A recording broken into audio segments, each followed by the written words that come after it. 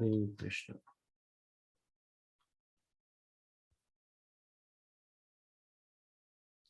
हम लोग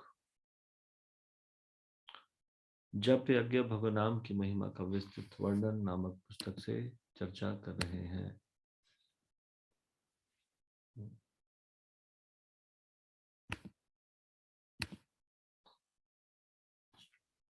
हम इसके तीसरे भाग को शुरू करने जा रहे हैं, जिसका शीर्षक है यज्ञानाम जप यज्ञोस्मि।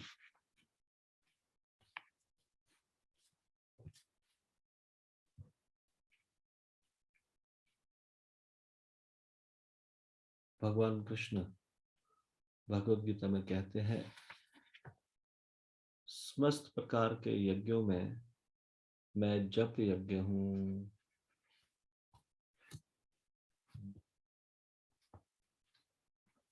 हम इस तीसरे भाग के पहले अध्याय को शुरू करने जा रहे हैं,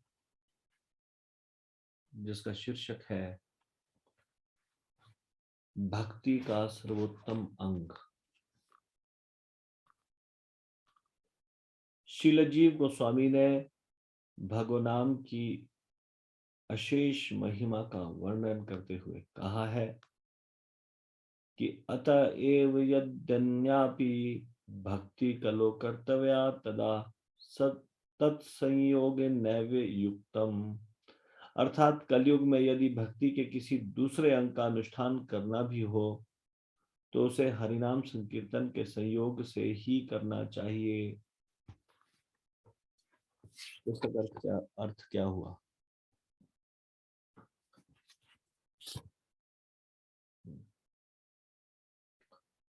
यदि कोई भक्ति के अन्य अंग का अनुष्ठान करना हो, यानी कि किसी भी प्रकार का यज्ञ तपस्या इत्यादि यदि इसको संपन्न करना भी पड़े तो हरिनाम का संयोग होना अति आवश्यक है।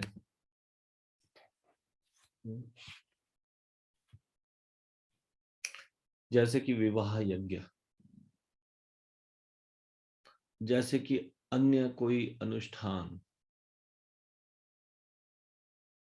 उसको हरिनाम संकीर्तन के संयोग से करना चाहिए। इसीलिए हम देखते हैं डिवोटीज की मैरिज होती है या डिवोटीज का कोई भी फंक्शन होता है या किसी भी तरह का पूजा इत्यादि होती है,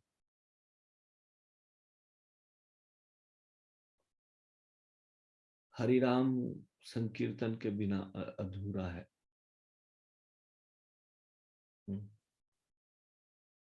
कौन कहते हैं? जी, शील जीव गोस्वामी बता रहे।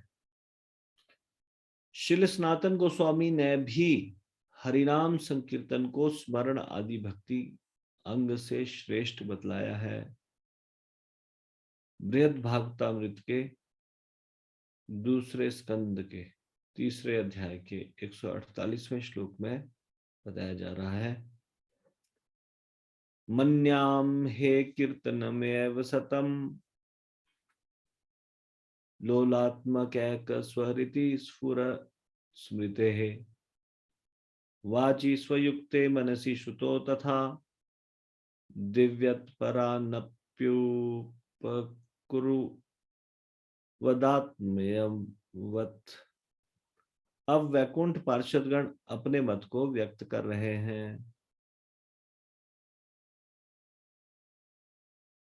किंतु मत में चंचल स्वभाव युक्त मन द्वारा एकमात्र अपने हृदय में ही स्फुरित होने वाली स्मृति से कीर्तन ही श्रेष्ठतम है।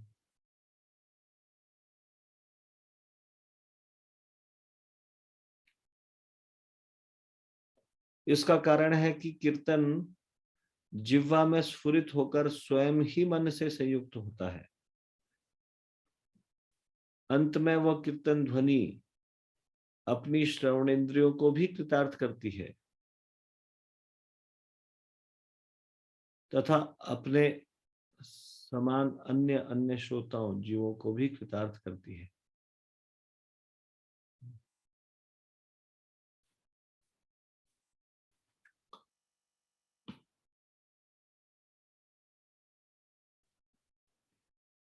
तो कह रहे हैं कि चंचल मन है, ये स्वभाव है मन का, और इस मन के द्वारा हृदय में स्फुरित हो रही है स्मृति, चंचल स्वभाव वाले मन के द्वारा। इससे तो कीर्तन श्रेष्ठ है।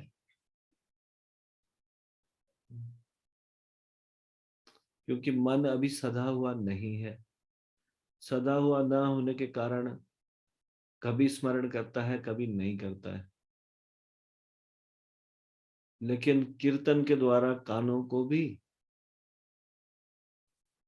लाभ पहुंचता है, श्रवण को भी, और कीर्तन में स्मरण भी इस प्रकार से कीर्तन जिह्वा में स्फुरित होकर मन से संयुक्त होता है। यानी कि मन को एकाग्र करने का भी एक उपाय है कीर्तन। हम देखते हैं कीर्तन में एकदम भौतिकतावादी से भौतिकतावादी व्यक्ति भी कुछ समय के लिए एकदम एकाग्र हो जाता है।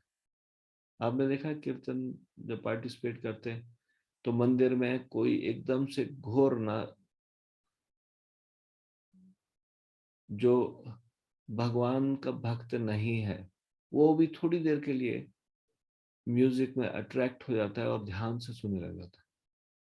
तो कुछ समय के लिए तो उसको भी प्रभाव पड़ जाता है। हाँ, उसको यदि कहा जाए कि आंखें बंद करो और ध्यान लगाओ भगवान, तो वो ध्यान इस तरह से लगा नहीं पाएगा। कोई भी भौतिकतावादी व्यक्ति, घोर भौतिकतावादी व्यक्ति। लेकिन कीर्तन एक ऐसा माध्यम है जिसके कारण बहुत जल्दी व्यक्ति अपने आप को एकदम एकाग्र कर पाता है, चाहे कुछ समय के लिए ही कर पाए। कीर्तन जब हो रहा है उस समय एक सशक्त माध्यम है कीर्तन।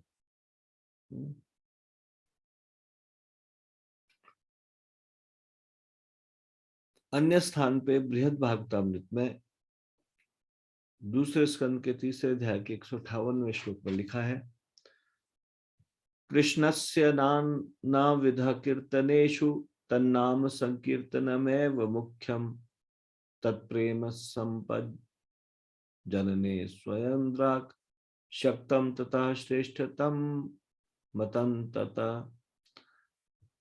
नाना प्रकार के कीर्तनों में श्री कृष्ण के नामों का संकीर्तन ही मुख्य है।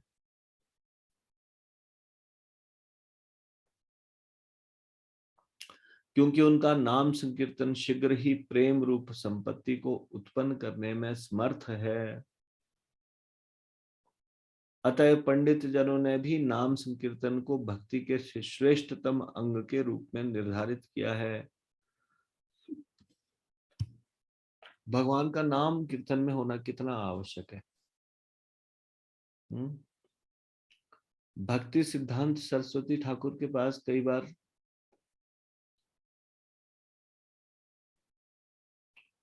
उनकी रेगुलर मैगजीन के लिए कोई आर्टिकल छपने के लिए आता था किसी भक्त के द्वारा, और उनके पास ज्यादा समय नहीं है, तो वो देखते थे इसमें भगवान का नाम कितनी बार आ रहा है आर्टिकल में। यदि पर्याप्त मात्रा में उसमें भगवान का नाम आ रहा है तो वो छपने के योग्य है। अगर दुनिया भर की फिलॉसफी लिखी है लेकिन भगवान का नाम उसमें नहीं है, तो वो छपने के इतना योग्य नहीं है।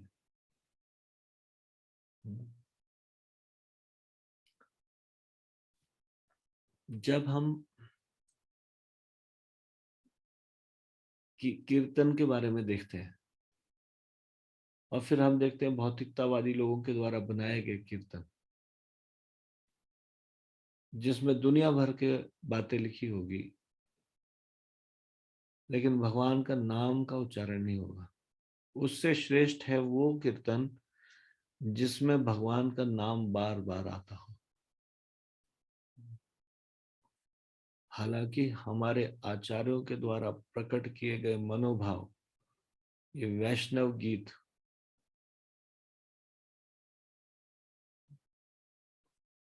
ये दिव्य स्तर के हैं, उच्चतम भावों को प्रकाशित करते हैं। इस कारण से ये बहुत श्रेष्ठ है। लेकिन इस वह संसार में हम देखते हैं इस प्रकार के कीर्तन लोगों ने बनाए हैं जिसमें कि भगवान का नाम का उच्चारण ही नहीं है। हमको भी सावधान होना चाहिए ऐसे कीर्तनों को गाने के लिए जो वैष्णव भजन ना हो, भगवान के प्रति उच्च भावों को व्यक्त ना करते हो, और जिनमें भगवान का नाम कम आता हो।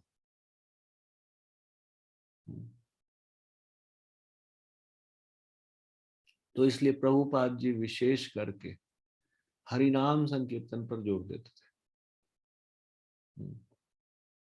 भक्तों के मध्य में हरिनाम संकीर्तन, भगवान के नामों का उच्चारण, इस प्रकार से नाम संकीर्तन करना चाहिए। इस प्रकार के कीर्तनों में ज्यादा रुचि नहीं लेनी चाहिए जिसमें भगवान के नाम ना हो लेकिन वो हो कीर्तन। भगवान के विषय में बोला जा रहा है लेकिन नाम का अभाव है, ना वो किसी आचार्यों के द्वारा लिखा गया।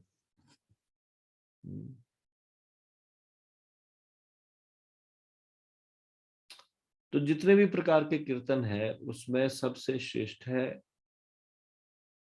नामों का संकीर्तन। इसलिए कई बार जब इस्कॉन का कुछ प्रोग्राम होता था, और मान लीजिए किसी के घर में प्रोग्राम है और उसके बाद वो कुछ और ही और कीर्तन गाने लग जाए, तो ये सलाह दी जाती थी कि हरे कृष्ण महामंत्र का कीर्तन कीजिए, कम से कम भगवान के नाम का उच्चारण तो हो रहा है, इधर उधर का कीर्तन गाने की बजाय। क्योंकि उनका नाम संकीर्तन शीघ्र ही प्रेम रूप संपत्ति को उत्पन्न करने में समर्थ है। ये नाम साधारण नहीं है, ये हृदय में प्रेम उत्पन्न कर सकते हैं, ये बहुत प्रभावशाली है।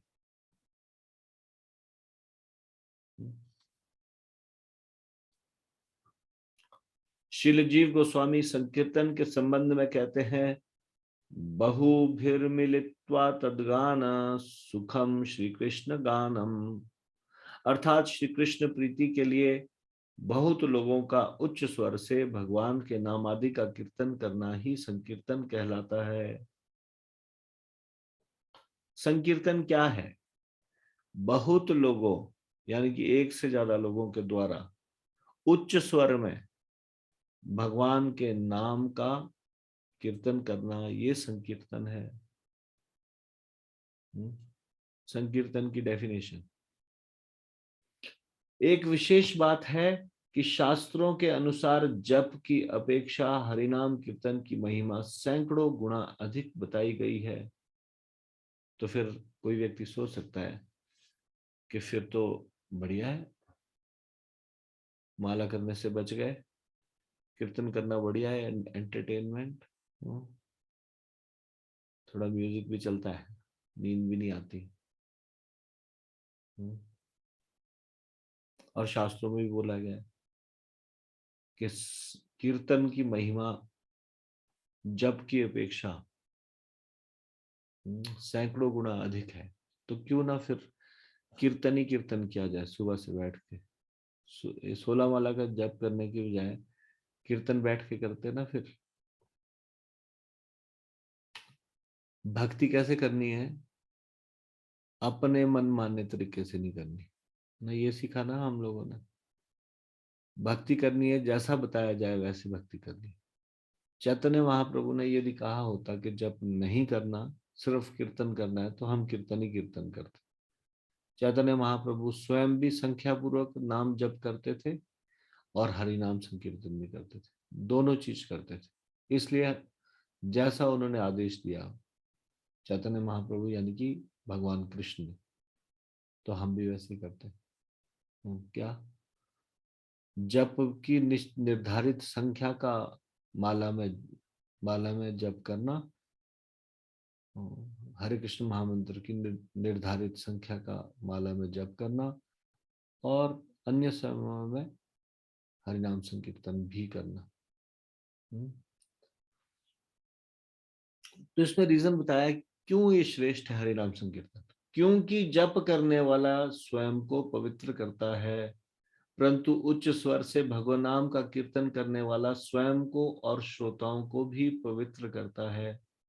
तो जहां जहां पर ये साउंड वाइब्रेशन जाती है, हाँ, वहां वहां पे जो भी इसके संपर्क में आता है ये उसको भी पवित्र करते हैं। जैसे मान लीजिए पशु, पक्षी, पेड़, पौधे, इनको भी जब ये शब्द ध्वनि छूती है, जो हम उच्च स्वर में कीर्तन करते हैं, इनको भी आध्यात्मिक लाभ मिलता है, जानवर का शरीर होने के बावजूद भी, पेड़ पौधा होने के बावजूद भी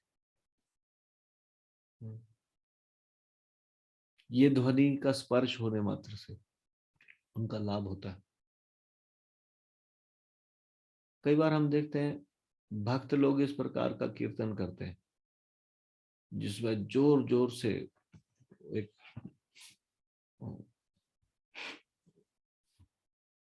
बड़े वाला करताल होता है,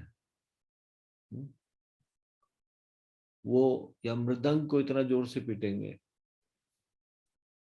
वो आवाज ही नहीं आ रही कीर्तन क्या गाने वाले की, ये म्यूजिक की आवाज ज्यादा आ रही। कीर्तन के विषय में प्रभुपाद के निर्देश भी है किस प्रकार से कीर्तन होना चाहिए। जो म्यूजिक की आवाज है वो कम होनी चाहिए, और जो भगवान का नाम का उच्चारण है, भगवान के नाम की जो शब्द ध्वनि है वो ज्यादा होनी चाहिए।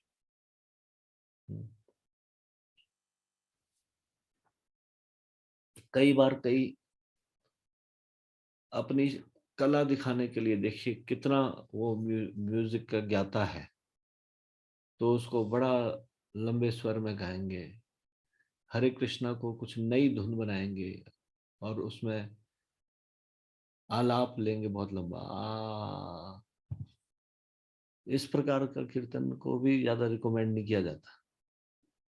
हाँ, प्रभुपाद जी इसको ज्यादा रिकमेंड नहीं करते थे। मतलब जिसमें ये भावना का लोप हो जाए कि ये भगवान का ये वाला जो कीर्तन है ये सबके लाभ के लिए ये हम लोग कर रहे हैं भगवान के नाम का, जिसमें कोई जिसके अंदर ये भावना आ जाए, देखो मैं कितना मधुर गाती हूँ या मैं कितना मधुर गाता हूँ, मेरा गला कितना अच्छा है और मैं कितने अच्छे अच्छे राग में इन भगवान के नामों को डाल सकता हूँ या सकती हूँ। तो उसमें जो मुख्य भावना है कि ये एक सेवा है, हरि नाम संकीर्तन करना,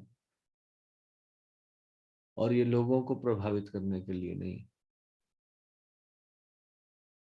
भगवान को भी प्रभावित नहीं कर सकते हमारी मीठा गाने की कला से।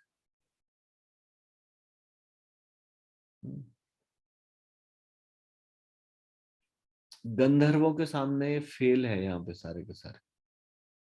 जिसका सबसे सुंदर गला भी है इस संसार में, वो भी गंधर्वों के सामने एकदम से बेसुरा है। उन लोगों को स्पेशली इतना अच्छा गला मिला है।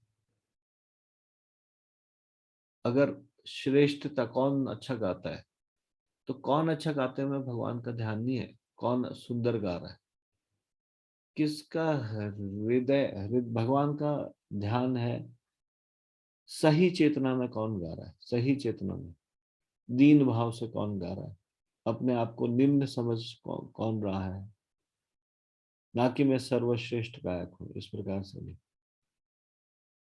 हम्म। तो हरे कृष्णा का कीर्तन गाते हुए कभी ये भावना नहीं आनी चाहिए। क्या भावना? मैं अपने गाने की कला का प्रदर्शन करूं, इस प्रकार से। ना वहां पे म्यूजिक इतना जोर से बजना चाहिए कि शब्द ध्वनि कम हो जाए और म्यूजिक की आवाज ज्यादा हो जाए। हम्म। ये कुछ संकीर्तन के निर्देश है, संकीर्तन कैसे होना चाहिए।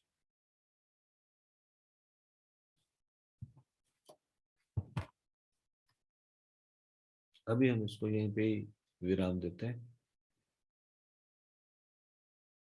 इससे आगे की चर्चा हम अगले प्रवचन में करेंगे।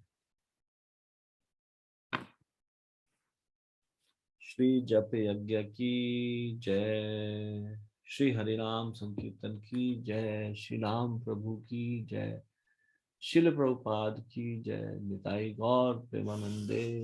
हरि हरि बोल।